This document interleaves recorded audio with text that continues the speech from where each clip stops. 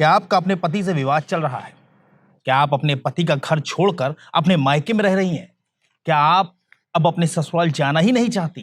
तो यकीनन ये खबर आपके लिए ही है, क्योंकि नवाबों के शहर लखनऊ की उस गली में चीखने चिल्लाने की आवाजें आ रही थी। आवाजों में इतना दर्द, इतनी तकलीफ थी कि मोहल्ले वाले भी सुनकर सिहर उठे। यह चीखें पड़ोस में रहने वाले बुजुर्ग दंपत्ति की थी। उनकी चीखें जिस जिस के भी कान में पड़ी, वो इंसान खुद को रोक ही ना सका और धीरे धीरे उस घर की तरफ बढ़ने लगा और भीड़ जमा होने लगी। और जब मोहल्ले वालों ने चीखों का सबब जानने की कोशिश की तो अचानक उसी घर से एक शख्स निकलकर भागने लगता है, जिसके हाथ खून से सने हुए थे। आनन फानन में मोहल्ले वालों ने उस शख्स को दबोच लिया और कुछ लोग घर के अंदर दाखिल हुए। घर के अंदर का मंजर इतना खौफनाक होता है जिसे देखकर कई लोग तो बेहोशी हो गए, क्योंकि कमरे में हर तरफ से खून ही खून बिखरा हुआ होता है और सामने पड़े होते हैं बुजुर्ग दंपत्ति जो उस घर के मालिक होते हैं। और सबसे चौंकाने वाली बात तो ये है कि जिस शख्स ने उनको इस हाल में पहुंचाया, लहूलुहान कर दिया, चाकुओं से गोद कर छलनी कर दिया, वो भी कोई गैर नहीं बल्कि उस बुजुर्ग दंपत्ति का दामाद है। दोस्तों, इस सच्ची घटना में विवाद के दो मुख्य किरदार हैं, पति और पत्नी, लेकिन उसकी सजा बुजुर्ग सास ससुर को मिली। नमस्कार, आदाब, सत श्री अकाल। मैं हूं मोहम्मद आसिफ दुलारो। आप देखना शुरू कर चुके हैं हमारी खास पेशकश केस डायरी विद आसिफ दुलार। ये मामला 2 जुलाई बुधवार शाम का है। नवाबों के शहर लखनऊ में एक थाना है आलमबाग। इसी इलाके में गढ़ी कनौरा गांव है। इसी गांव के रहने वाले अनंतराम ने अपनी बेटी पूनम की शादी जगदीप से की थी। ये शादी साल 2016 में हुई थी। अब तक जो जानकारी मिली उसके हिसाब से शादी के बाद से ही पूनम का पति जगदीप उसे बहुत प्रताड़ित कर रहा होता है।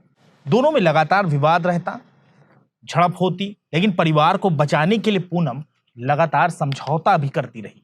जब पानी सिर से ऊपर चला गया तो एक दिन पूनम ने अपने माता पिता से जगदीप की हरकतों की शिकायत की। पूनम ने बताया कि जगदीप उसे बहुत परेशान करता है, तरह तरह के ताने देता है, जिससे वो बहुत परेशान है। माता पिता ने बेटी का घर बचाने के लिए उल्टा उसे ही समझाया।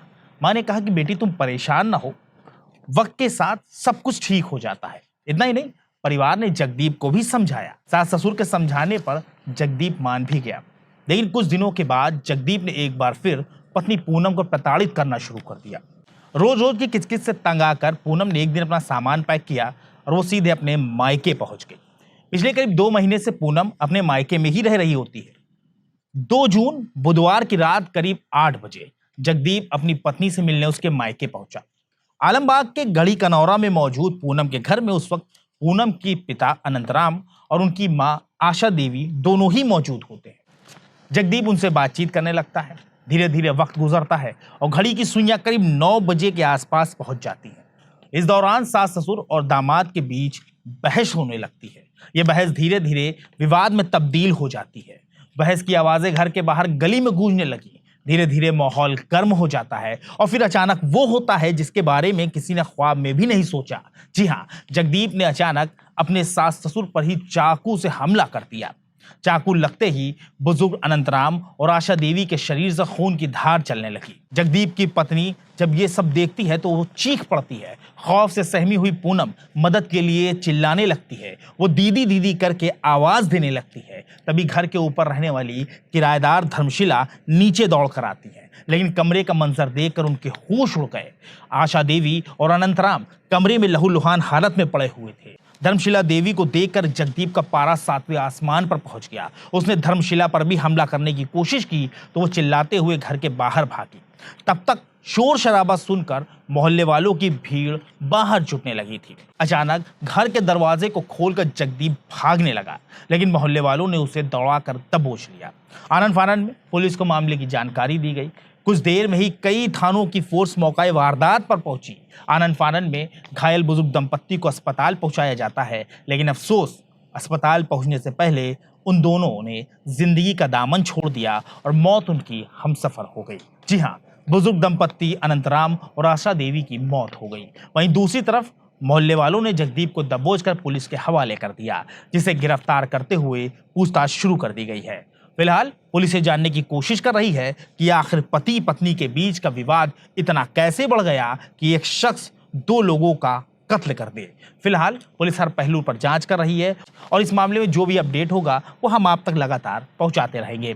कुल मिलाकर ये समझ लीजिए, इस खबर को दिखाने का मकसद हमारा ये नहीं कि हम आपको डराएं या किसी तरह का समाज में डर फैलाएं, लेकिन ये जो खबर है ये अपने आप में एक सबक है। अगर पति पत्नी के बीच का विवाद चल रहा है और पति जो है पत्नी से अलग है या पत्नी पति से अलग रह रही है, तो जाहिर सी बात है उन दोनों को बैठकर आपस में बातचीत कर लेनी चाहिए, क्योंकि छोटे छोटे विवाद एक दिन, कई बार ऐसा देखा गया है, बहुत ही खौफनाक शक्ल इख्तियार कर लेते हैं। हमने कई बार इस तरह की खबरें आपको दिखाई हैं, हमारे चैनल पर इस तरह की तमाम खबरें पड़ी हुई हैं, कई खबरें हम इससे पहले कवर कर चुके हैं पूरे देश भर में, जब पति पत्नी के छोटे छोटे विवाद बहुत ही खौफनाक शक्ल इख्तियार करते हुए समाज के सामने आते हैं, जिसका खामियाजा कई लोगों को भुगतना पड़ा है। कुछ ऐसा ही पूनम और जगदीप के मामले में भी हुआ। यकीनन अगर ये लोग बातचीत से मामला संभालते तो ये चीज़ें इतनी ना बिगड़ती और ये हत्याकांड ना होता। एक बार फिर ऐसी एक सच्ची घटना के साथ हम आपके सामने हाजिर होंगे। तब तक के लिए हमारी टीम को इजाज़त दीजिए और अपना ख्याल रखिए।